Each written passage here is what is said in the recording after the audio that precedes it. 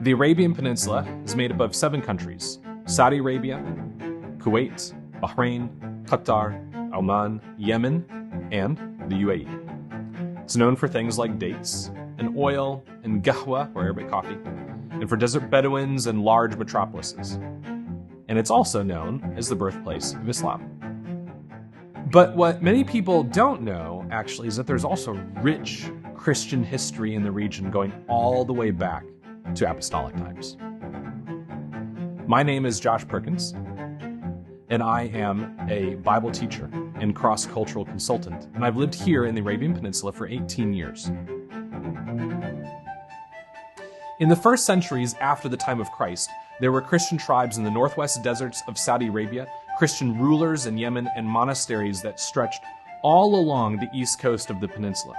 Leaders from these churches contributed to the spiritual life of the Christian world through their writing and participation in historic church councils. But with the advent of Islam in 610, the Christian presence started to disappear from the Arabian Peninsula. And the last record of a Christian community is in Najran, in Saudi Arabia in the 9th century. And from that time and until the 1800s, for really over 1,000 years, there is no record of the gospel being brought to the peninsula. The next record we have is in 1812. That's when Henry Martin, who is an Anglican priest, briefly visited Muscat, Oman, on his way to Persia, and brought the good news of Jesus with him. Others followed him, including men like Ian Keith-Falconer, a university professor from England, who moved to Yemen and founded an orphanage. These were the first pioneers who brought the sacrificial love of Christ to the Arabian Peninsula, and their service inspired the next generation of Christians to come to Arabia. In 1892, probably the most well-known person to come was Samuel Zwemers.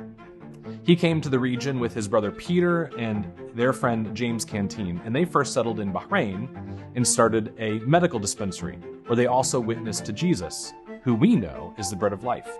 What started as just a small group grew to a large network of Christian workers that started hospitals and schools in partnership with local leaders that served the community's needs. They also started the first international churches attended largely by the few expats who came from work. This work that they did went from Bahrain to Oman to Kuwait and Basra. And their work helped pave the way for Christian service to start here in the UAE.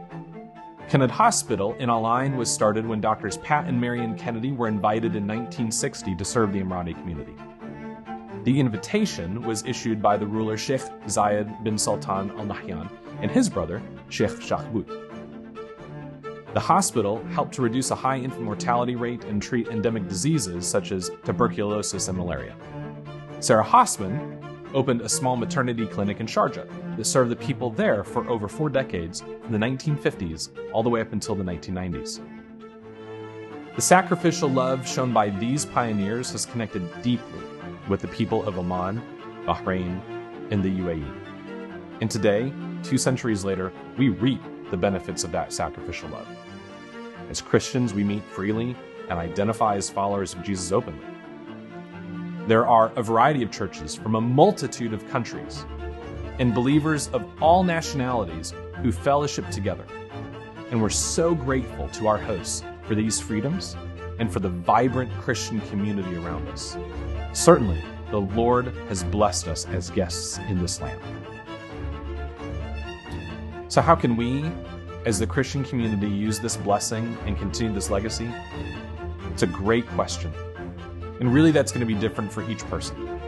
But ultimately, we want to be a people of the kingdom of God, marked by sacrificial love, who seek the good of our cities and live as witnesses to Him who is the bread of life.